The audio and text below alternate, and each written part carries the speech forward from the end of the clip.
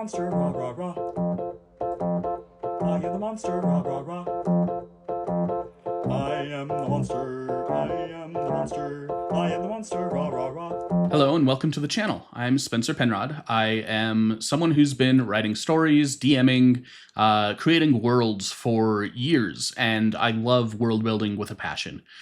Today I want to look at Epic the Musical and take a look at how they go about doing all of their world building and see how they do things. I know it's based on real life mythology, but I'm not going to take any of that into account. I just want to look at how they're presenting their world, their story, and the details of it.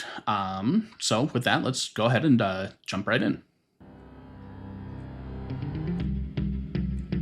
All right, my brothers, listen closely. Tonight we make the Trojans pay. 10 years of war, they killed us slowly. Okay, so presenting right off the bat, there's a war with the Trojans. He's using a torch to illuminate things rather than lights. We've got, it looks like, armor. So it's setting the tone right off the bat that this is not modern. It is back in kind of like a pre-technological era for sure. Or not technological, but like no fancy lighting, no modern warfare. 10 years is a long time for a war. It's telling us about how they fight, that they're not going for quick victories. There's no like strategic weaponry that can quickly end a fight. They've been battling for that long. So that's a very gritty look at what war is like, I suppose. But now we'll be the ones who slay. Think of your wives and your children. Your families wonder where you've been. Families wonder where you've been tells us that there's no communication here, no long-range communication that's reliable or quick, at least. Again, just showing the technology level that we're dealing with. That also means that we are dealing with a war that is pretty small in scope. Obviously, there's like real life history to what this war looks like. But just ignoring that, going off what they're presenting here, we can tell this is something small, because if they can't communicate over long distances reliably, there's no way to like manage an army. So at least these guys, they're only concerned with a small section of that war. They're growing old and yet you're still here. Do what I say and you'll see. Okay, building a big horse on wheels. This is the only look we've got so far into like what their mechanical inventions look like. It's obviously not very impressive or detailed what we're looking at here, but it is like shaped recognizably as a horse. It's got a lot going on that way, so we can tell they've got skilled artisans who are able to create functional, presumably functional vehicles that are wildly different from what is practical in shape. This is definitely an aesthetic choice rather than one for practicality. See them again. Yes, Diomedes will lead the charge. Agamemnon will flank the yards. Okay, the animatic here is showing that they're popping out of the horse. Obviously, we know what the Trojan Horse is, but they're just implying it through the animatic. They're relying on us knowing this already, which is not great world building for a story, though obviously with so much shared history and mythology in the real world, we don't necessarily need them to do that. But it is a little confusing if we don't use that real life knowledge. We're looking at them popping out of a horse that they are presumably presenting to the enemy and using that to gain an advantage, which also means that there's not like I don't understand why an army would accept a Trojan horse without like examining it, which either tells us about the enemies here, the Trojans, that they are like really lax and not very disciplined or worried about accepting a gift from the enemy that they've been fighting with for 10 years, or it's telling us that the construction of this vehicle is so well done that it can hide enemies despite being searched, which is really impressive.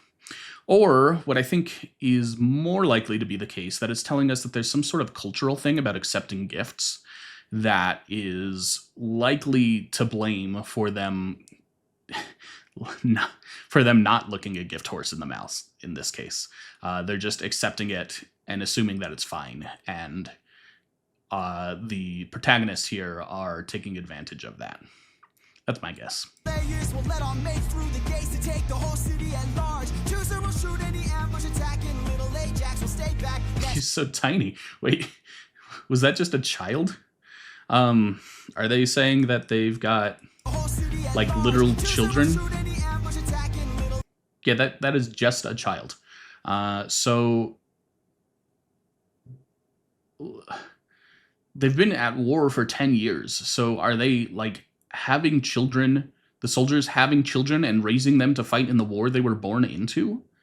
That's the only thing I can assume from this. It's also interesting. This is obviously him detailing a plan, not showing how it's actually playing out, or maybe it's mixing them both up. I guess I can't tell. But it's interesting to see that they seem to have full control over the walls and doors, the entryways of this army. And based on the shot of the crowd here, it kind of looks like the whole army is surrounding this horse. So we obviously haven't been told the whole story of the Trojan horse here, but it looks like whatever they did when they presented this seems to have convinced the entire enemy army that they can come celebrate this horse rather than like guard against the army camped right outside. So again, this has to point either to an incredibly lax army or some sort of cultural thing about gifts that is really, really, like, there's a lot of trust being placed into the hands of enemies that you've been fighting with 10 years. That's wild to me. But I don't know what else it would be here. Like, why would they abandon it? It's showing something about this enemy army. I wonder if it'll clarify what exactly let it work this well, or if they're just going to say, well, just go read real life history and figure it out. Take the whole city at large. Chooser will shoot any ambush attacking. Little Ajax. It's also interesting to say he's going to shoot any ambush attack when everything would have to be an ambush. Like, how are they going to be ambushed when they're literally in the middle of the entire army trying to ambush them? I'm just not sure what would be an ambush, but I guess that doesn't matter too much. Jax will stay back. Nestor, secure Helen and protect her. Leo, avenge your father, kill the brothers of Hector. Okay, so we've got them rescuing Helen, who we don't know who that is, but again, they're relying on real life knowledge, so pass, I guess. But again, it's showing all of the guards. Everyone seems to have left their posts and gone to celebrate this horse. And it also mentioned avenging parents, which is interesting to put in with the rest of this strategy, because it's obviously like a much more small scale personal thing than like ending a war that's been going on for 10 years, rescuing someone who is presumably a valuable hostage based on what they've told us, wiping out an army, and then you've got like personal vengeance up there with that.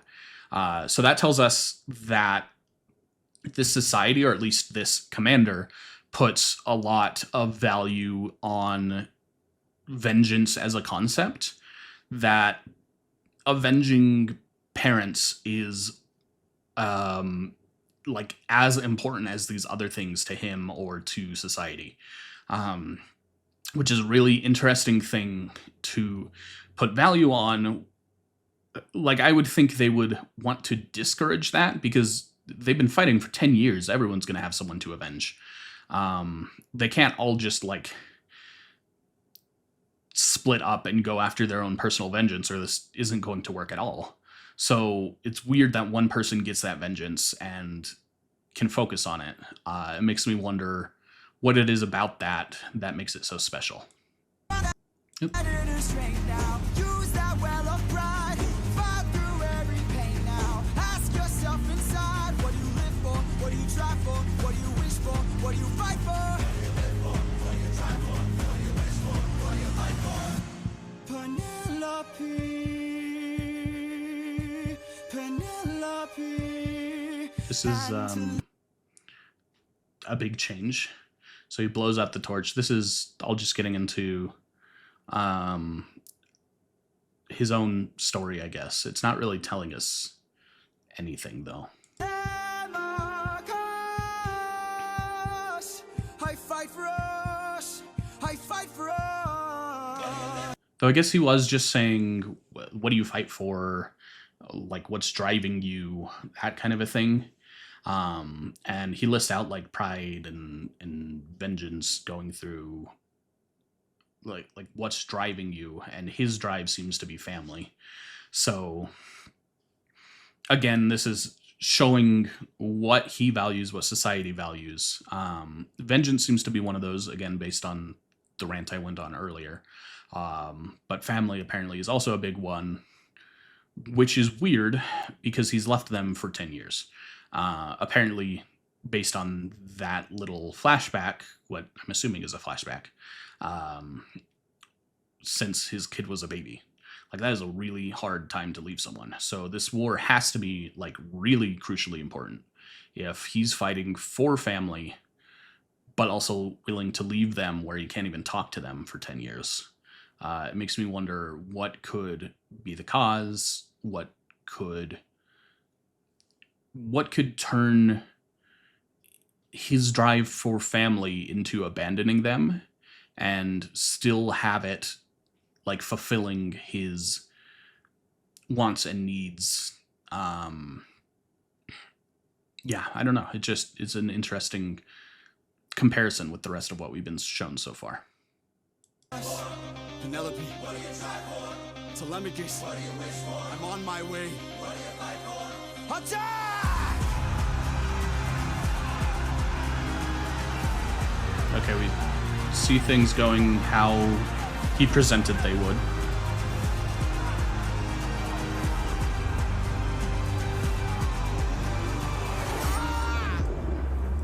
Except apparently they don't actually have free reign over the walls. So that tells us it isn't just a really lazy enemy here. They do have at least the bare minimum still on watch, still guarding. It's also interesting, we just watched this guy climb up the wall with his bare hands and feet. They weren't using any sort of siege weaponry, which you would normally see.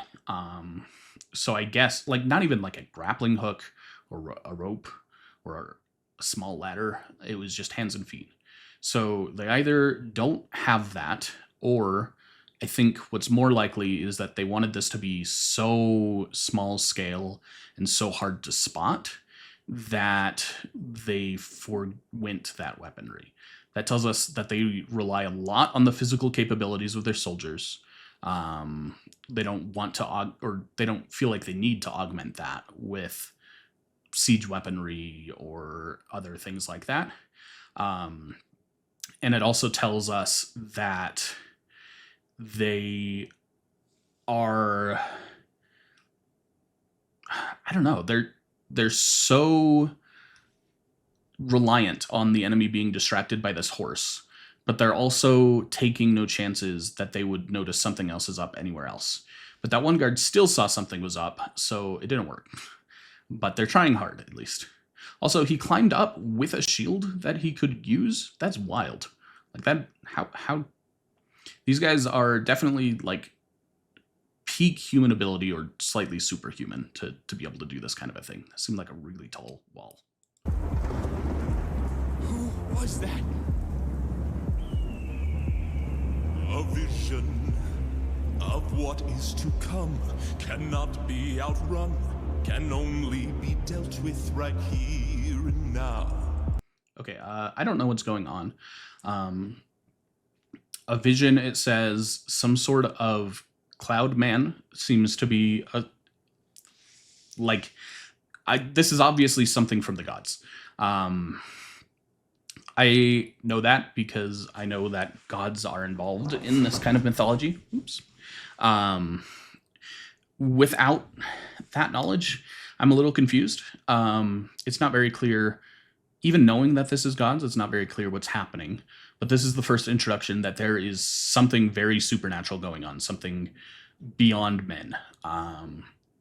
And it's interesting to see where that's going to lead. Right now, it hasn't. But if gods are involved, that definitely makes things more complicated and interesting. Tell me how. I don't think you're ready. A mission to kill someone's son, a foe who won't run, unlike anyone you have faced before. Say no more. I know that I'm ready. I don't think you're ready.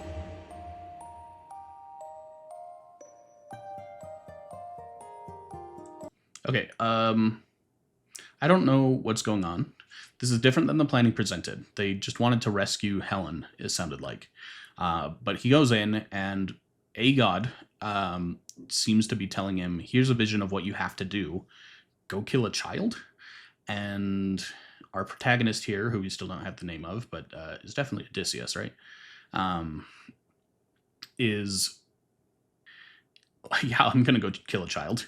That's easy. He's not going to run. I don't know why he would do this. But he seems willing to, at least up till this point, to go kill a child because God told him to. A god told him to. Which definitely tells us a lot about who he is, what he values, and how he views the gods. I'm interested to see if he's going to go through with this. Because this is not the kind of thing that like a normal person would do, go kill a kid in their sleep. So if he goes through with it, that tells us that these gods, their word has a lot of sway. And that he's relying a lot on like faith to guide him. So yeah. It's just an infant. It's just a boy. What sort of imminent threat does he pose that I cannot avoid? This is the son of none other than Troy's very own Prince Hector. Know that he will grow from a boy to an avenger, one fumed with rage as you're consumed by age. If you don't end him now, you'll have no one left to save. You can say goodbye to. You can say goodbye to. I could raise him as my He will burn your own, or house send and him far throne. away from He'll find you wherever sure his past is never gods will make him known. Okay, so he's throwing away his sword. He's kind of arguing here with God. He's like, I'm not going to kill an infant. But the god is like, this is the future. He is telling the future and seems very certain in that future. That tells us that there's some sort of ability to see the future, some sort of fate operating here. And as Odysseus, I'm assuming, argues here with him, every argument is shut down and said, no, this fate I'm laying out for you is going to happen, and everything that you're trying to do to stop it isn't going to. So this tells us that Odysseus is the kind of person who listens to gods, but not at the cost of his own morality and his own values. It tells us that he's willing to stick by what he thinks is right, despite what fate says and despite what the gods say. Which also tells us that the gods are not all-powerful, or at least not viewed to be all-powerful, at least by him. Because if they were, then it would be pointless to go against them. He would have to at least view them as not being all-powerful, even if they were. Or he's someone who is so egotistical that he thinks that he can fight against something that's all-powerful. I guess we don't know yet. But right now, he seems to be saying, I am greater than fate, I am greater than gods, which at least means that there is nothing provable that gods are greater than him. There's nothing he can look to and say, they are categorically above me, which is interesting. The gods are clearly real and known. He wasn't surprised to be talked to by one. But he doesn't view them as, like, he doesn't seem to view them as gods, or at least as gods in our world might be viewed. He seems to view them as, I guess it's hard to say. If I had to guess, I would say he views them as someone powerful and worth listening to, but not at the cost of what he wants. So, yeah, that's interesting.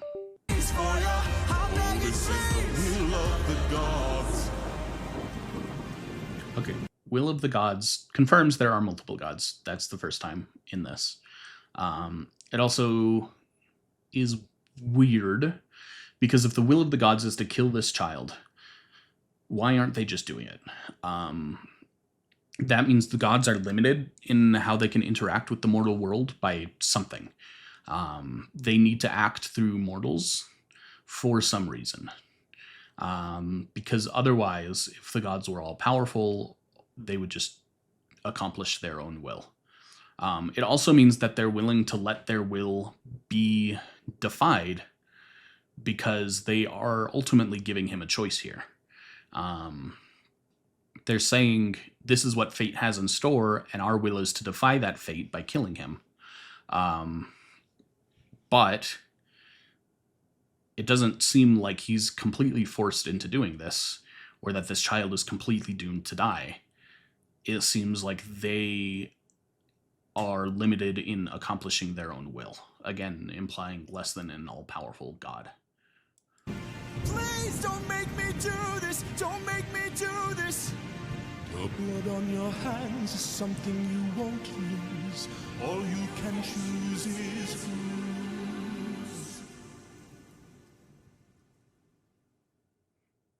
And no resolution there. Okay. So maybe the next one will give us some more. Interesting, though. I like the song. Music is great. The world building so far is intriguing. And I'm interested to see where it goes. I think there's a few more videos here in the first saga. I'm going to try and get through the first 5 is what I heard I should look at. And yeah, this anime takes place right after this one. So let's go ahead and jump right into this.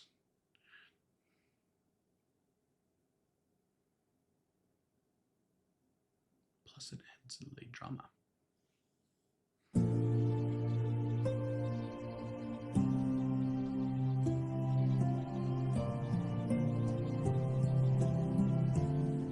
I look into your eyes and I think back to the son of mine.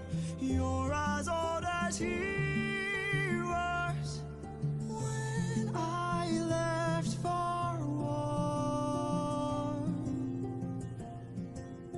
Will these actions haunt my days? Every man I've slain is the price I pay. Endless pain. Close your eyes and spare yourself the view. How could I hurt you? Okay, so not much has happened yet. It's mostly just reflecting. Not much to say about the world building, except he's really agonizing over this decision.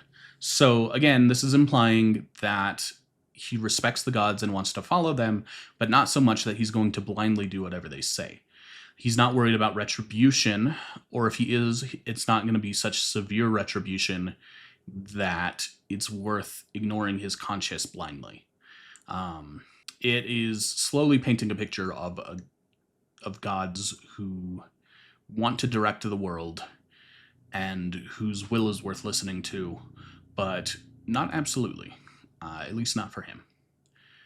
I'm just a man.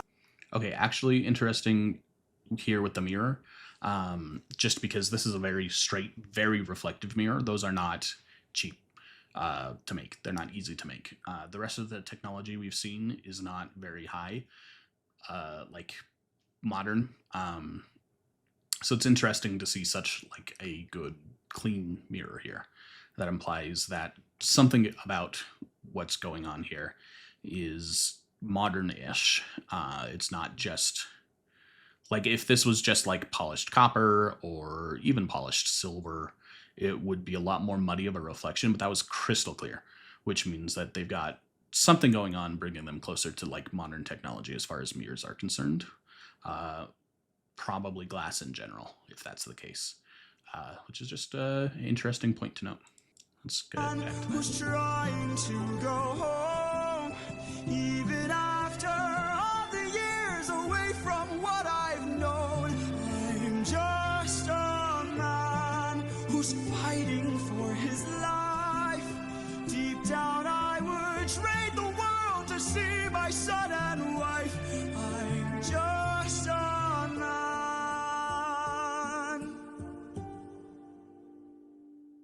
But when does a comet become a meteor? When does a candle become a blaze? When does a man become a monster?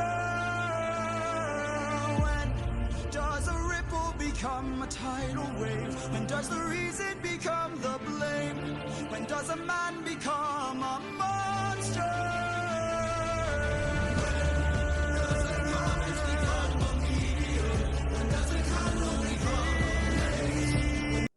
Okay, he seems to be resolving himself to killing the kid here,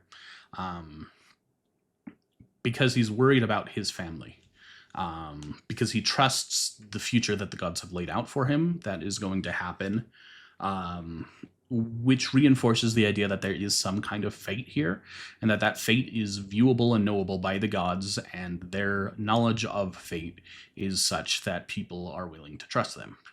So that is interesting. It's also saying that he's feeling like, assuming he goes through with this, which is what it looks like it's leading to, it seems like he's resolving himself to being the slave to fate, kind of, to saying he's not strong enough to change it,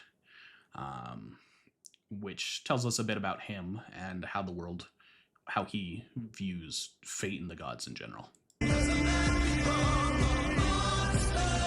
Okay, they're calm, their plan worked somehow. They don't even look very injured or tired. And so that's just interesting because we saw how many people there were, and that horse is not going to be able to fit in a ton. So I don't know. It just seems like this army they were against just really was lacking. They really caught them with their pants down because of this, which is a weird lapse in like how well they must have been fighting to hold them off for so long. I'm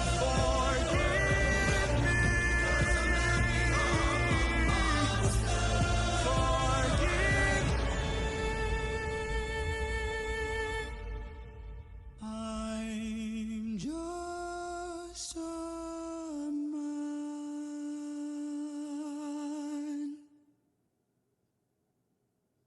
Okay, and still no answer on what he's actually doing here.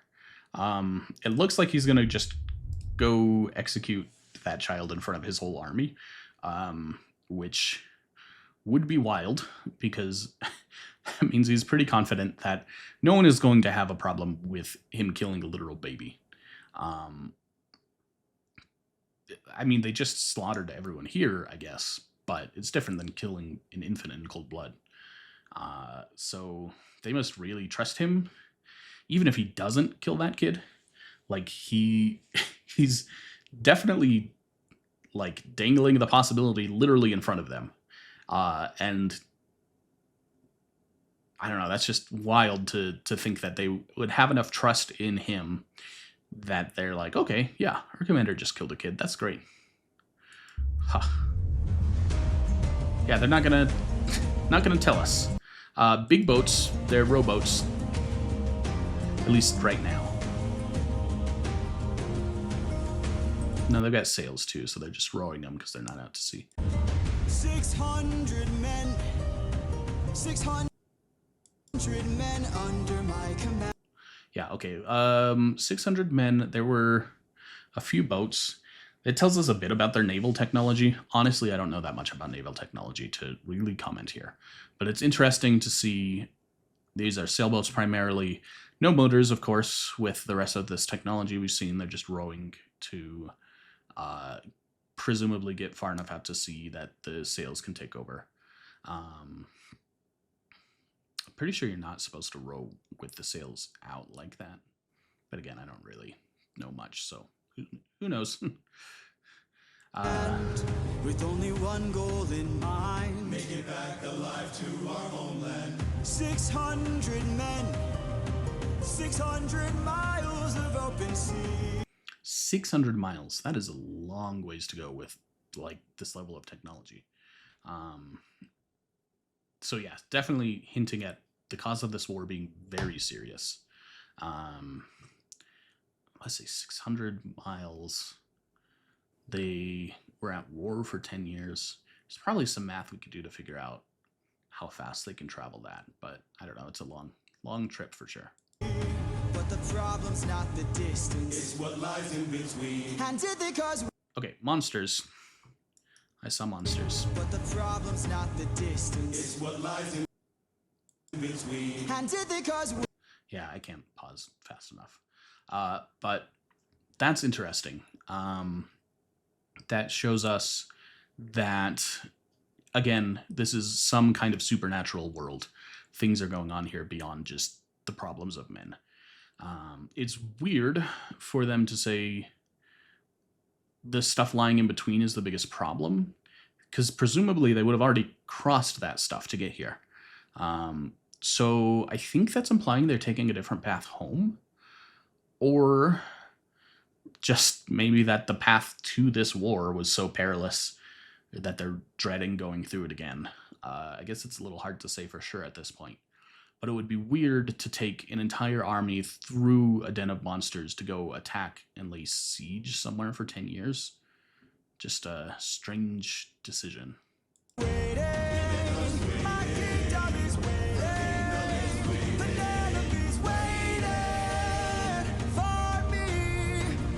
For speed ahead, for speed ahead. Captain, you really crushed 600 men. 600 men. 600 men with big mouths to feed. And we've run out of supplies to eat. Where's the war of whose stores depleted? Okay, that means that this is a supernatural world. There's monsters, there's gods. There's probably not magic. Or at least there's not magic relevant to like supplies and logistics, which seems like it would be one of the first branches of magic to pursue, especially for war. So that definitely leans me towards they're just... people are not as supernatural as the world is. It seems to hint that this is a group of mundane people going up against threats far beyond them, or dealing with situations far outside of their control and understanding. When there's gods, there's monsters, and there's nothing they can do beyond being slightly superhuman, at best, from what we've seen. 600 men, 600 men, 600 reasons to take what we can. So Captain, what's the plan? Captain, what's the plan? Watch where the birds fly. They will lead us to land. There will hunt for food, my second in command. Now for speed ahead.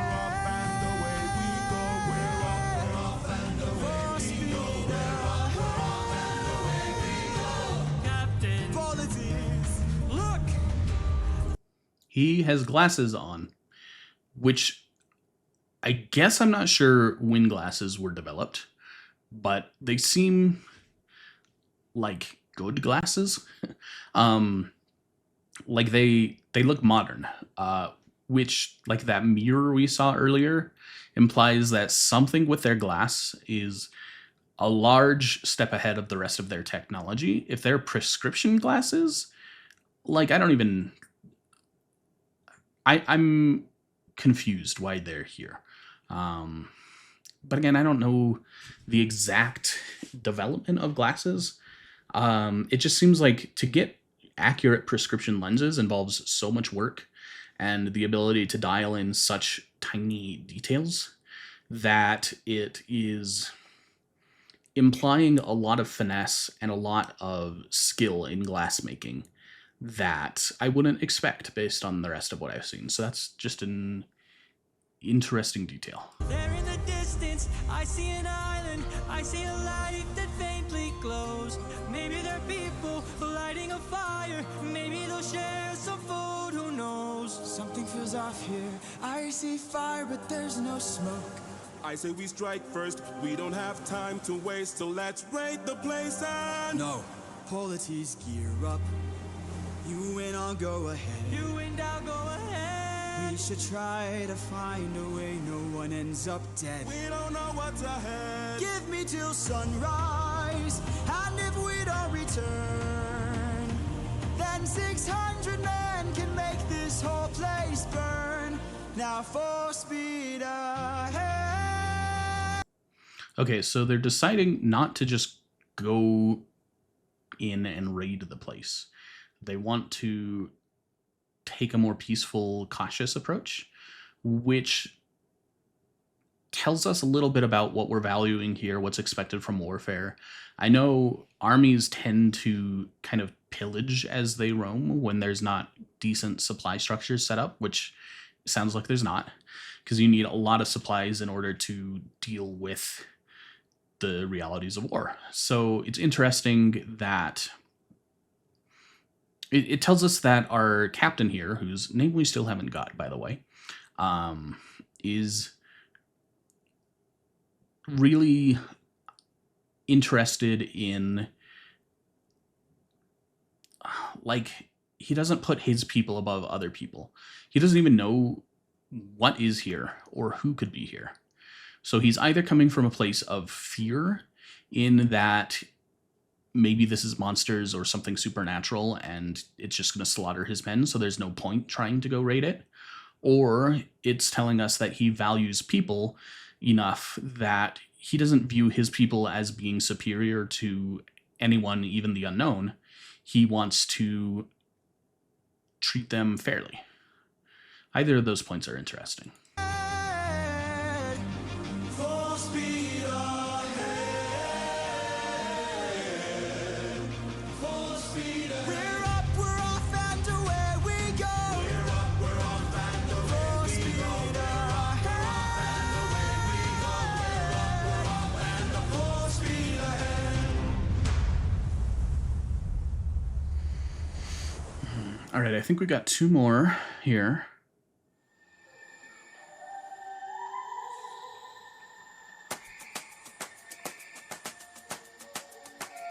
You can relax my...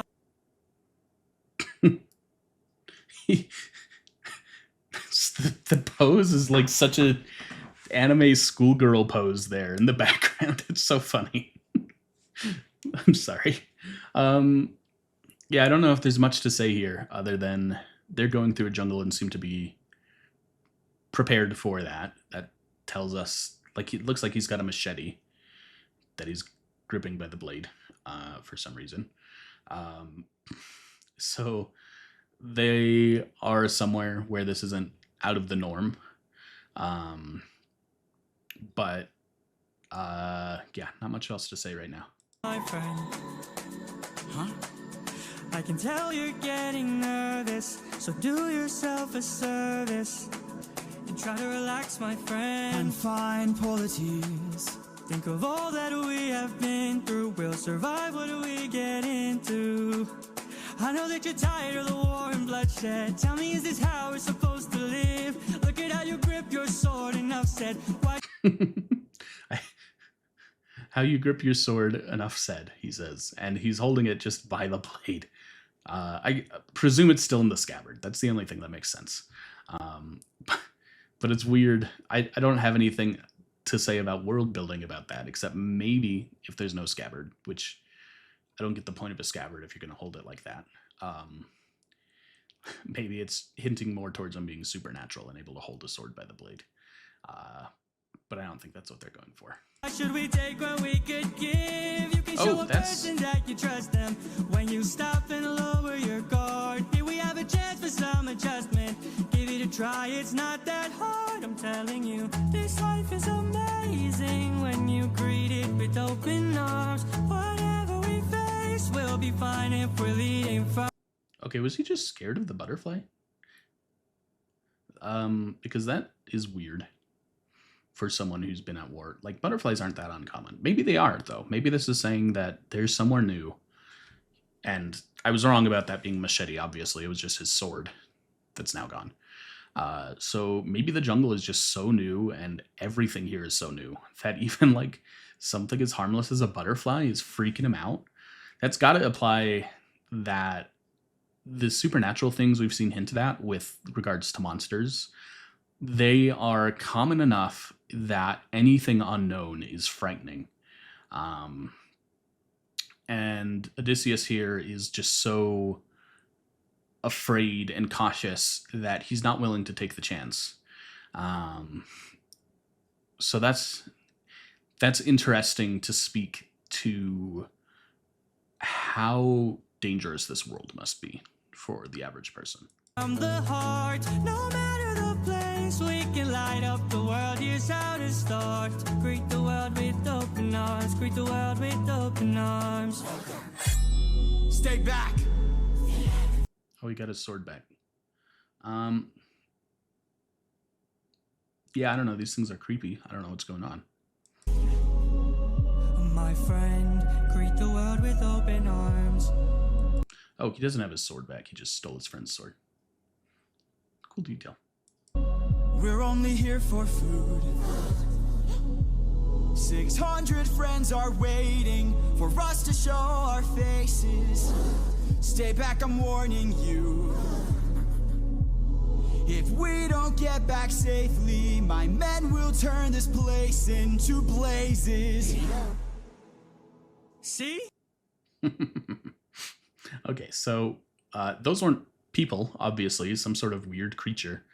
Not much details about them, but it shows that there's more than just threats here.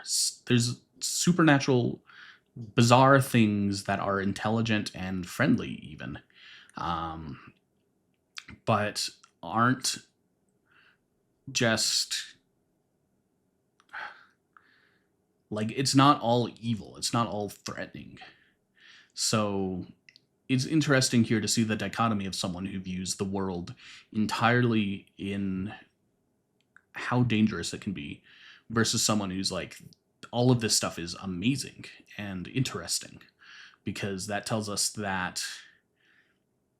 I feel like it tells us that one of them has had positive experiences with the supernatural things going on, and one of them has had negative experiences.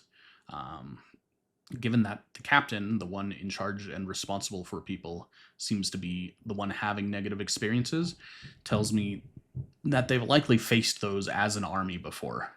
And he's dealt with loss because of it, if not because he's just older and more experienced and seen more things. This other guy is coming across as kind of naive. But also he seems to be right in this situation, so we'll see. This life is amazing when you greet it with open arms. Whatever we face, we'll be fine if we're leading from the heart. No matter the place, so we can light up the world. Here's how to start. Greet the world with open arms. Greet the world with open arms. My friend, I wish that I could say that I agree, but look at the way this fruit is glowing and filled with glowing seeds. It took me a while to notice just what kind of fruit they eat. It's a lotus, it can controls your mind and never lets you free. Okay, well, that makes it seem a lot more sinister. So maybe he's right to just doubt everything, even these adorable, friendly little guys. That really is interesting. It paints a picture that even the things that look nice and innocent on the surface are actually sinister, and you just can't trust anything. His cynicism is showing through, but also showing value, because this world is just terrifying, apparently. That's what we'd get with open arms. Lotus eaters, I'd like to show my friend that kindness is brave. Could you tell me where there's other food to eat? Where there's other food to eat? A cave! You're saying there's a cave where we could feast. And where do we sail to find this food-filled cave? Thank you. This life is amazing when you greet it with open. It's interesting to see that these creatures seem to be, they seem to want to convince others to eat their food so that they can indoctrinate them and enslave them into this hive mind. But they don't want to push it. They are fine sending them elsewhere. It's just weird for something that would have to, like, it has to consume other people, bring them into the fold. But it's so nice about it. Just paints a strange picture of what's going on there. Open arms, I see in your face there's so much guilt inside your heart. So why not replace it and light up the world? Here's how to start. Greet the world with open arms. Greet the world with open arms. Greet the world with open arms. You can relax, my friend.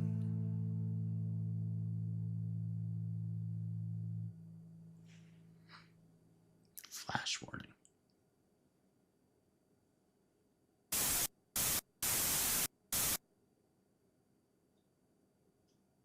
Oh, Odysseus, for sure. We finally get it. I don't know what that was about. That was weird. Okay. Last one. Let's see what we get.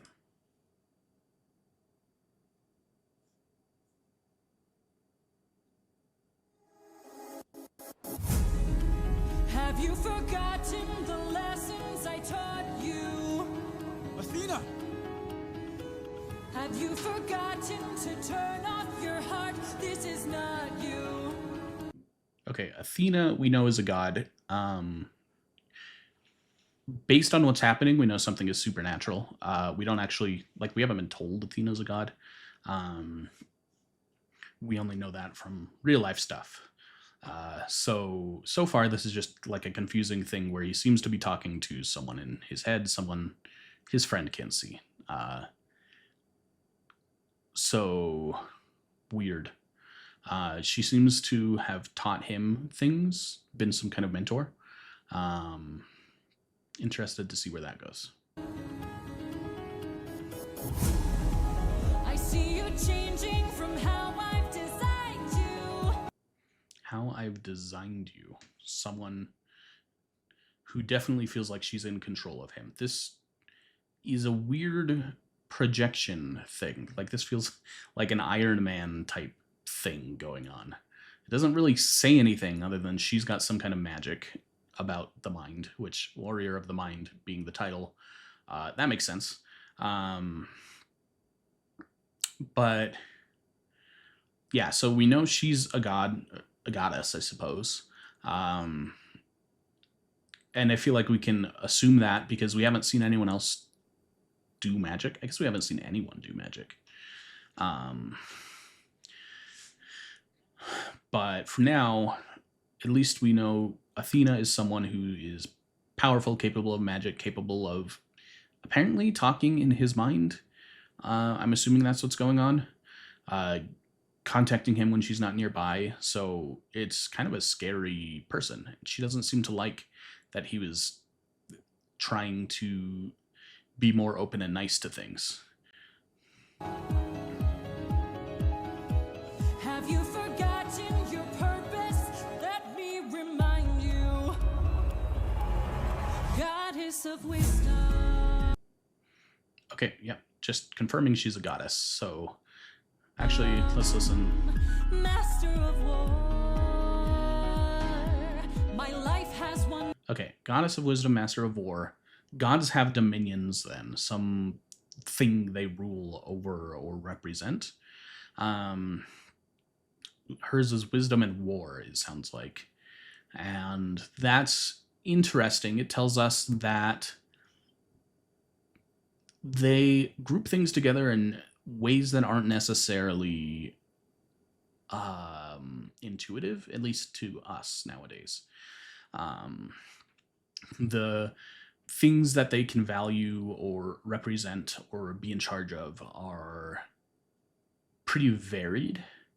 And if wisdom and war is what raised and designed him, then that shows us that he's probably a great warrior, pretty smart. We've seen hints of that throughout these animatics so far, but like it hasn't explicitly shown us anything. We've seen that he's wary, that he is cynical, and slightly wise, I suppose. But also, I think a lot of this is leaning on our understanding of Odysseus as being someone who possesses those traits based on mythology of the real world. We haven't seen a ton of examples of it so far. Mission. Create the greatest warrior. I had a challenge, a test of skill, a magic bar only the best could kill. One day a boy came for the thrill, a boy whose mind rivaled the bar's own will. Let's go! Maybe one day he'll follow me and we'll make a greater tomorrow. Then they'll see I know he'll change the world, 'cause he is a warrior of the night. Okay, so this is backstory on how they know each other, I suppose. She created some sort of challenge, some sort of test, he and his friends, which we can recognize some of them still going with him to war. So he's someone who has not only always excelled at this sort of thing, but someone who is close to the people around him and creates loyal connections. That's interesting.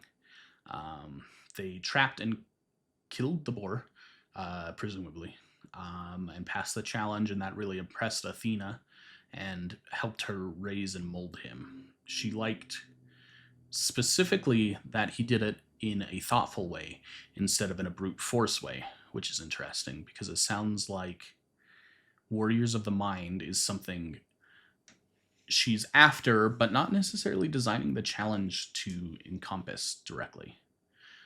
So that's interesting. Also, they're playing ball here, which is, I mean, it just is catch.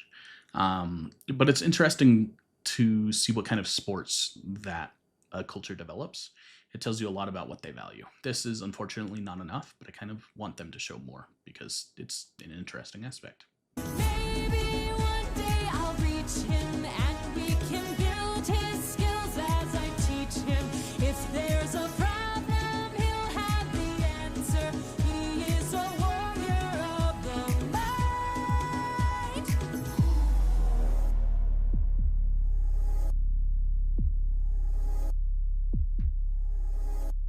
Show yourself. I know you're watching me. Show yourself.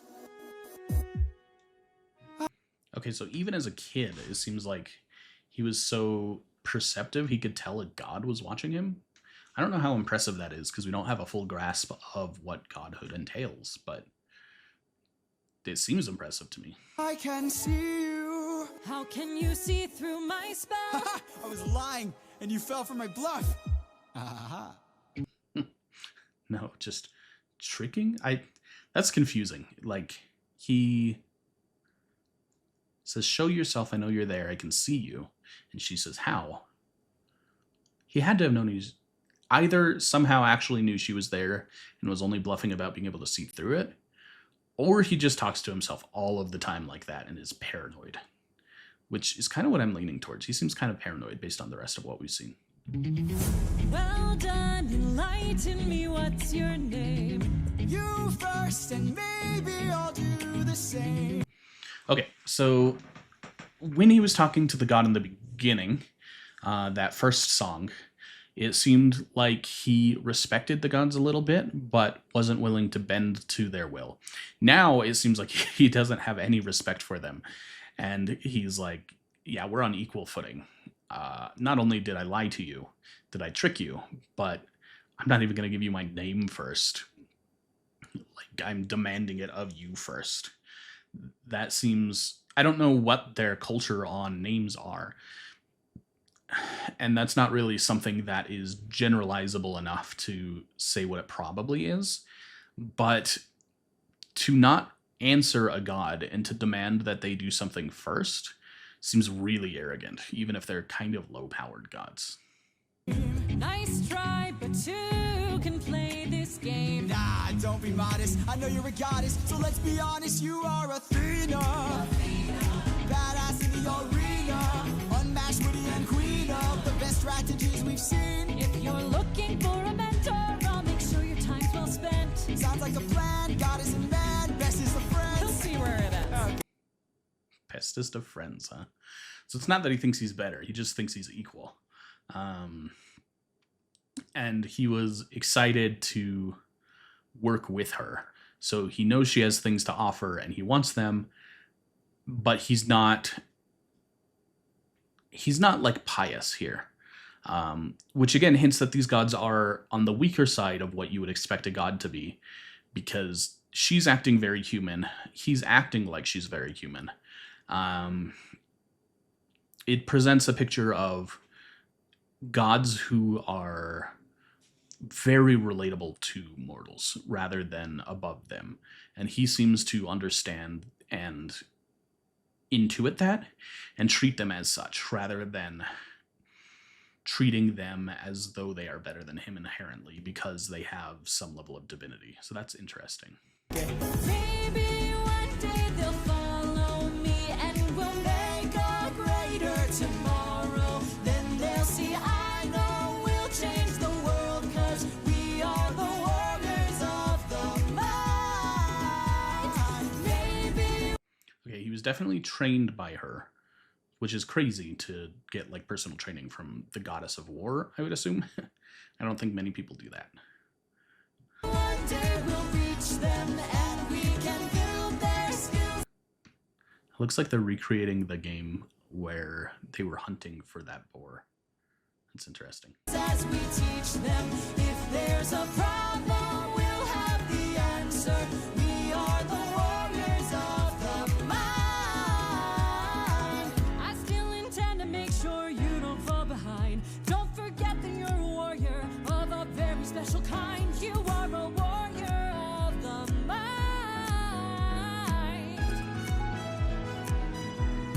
Don't disappoint me.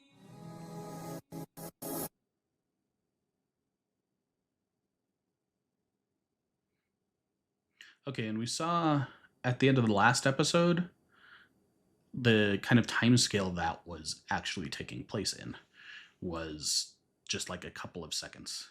So she's able to dilate time to communicate with him in his mind like that. That's really interesting. She's nowhere near him. She seemed to need to be near him to talk to him in the past. So maybe she's gotten more powerful, or maybe she has just always been able to and not willing to. Either way, it's interesting. But it looks like that's it for now. It's really interesting to look at this from a lens of how their world building went, because it's obviously not the design to present some entirely new fantastical world. They're relying a lot on mythology, but it's interesting to see how they're presenting that mythology, what kind of assumptions they're making about what we know from the outside going in, and how their world looks if you throw that away and don't know anything about it. So far, they don't spend any time lore dumping, giving you lots of exposition. It's all just hinted at, shown in the background. But it's presenting an intriguing, scary world where there's a lot at play that can go wrong. I would assume that as we go further into this series, start seeing things go more according to how Odysseus would assume they would go. Less of this nice open arms, everything is beautiful and fine, and more of everything is horrifying and dangerous. But we'll see. I'm excited to see if we learn more about the gods, if we learn more about the monsters, the magic, things like that. But for now, I've had fun looking at Epic the Musical, and I will probably continue to react to this if there's any interest. Thanks for watching, and I will see you next time. I am the monster, rah rah rah.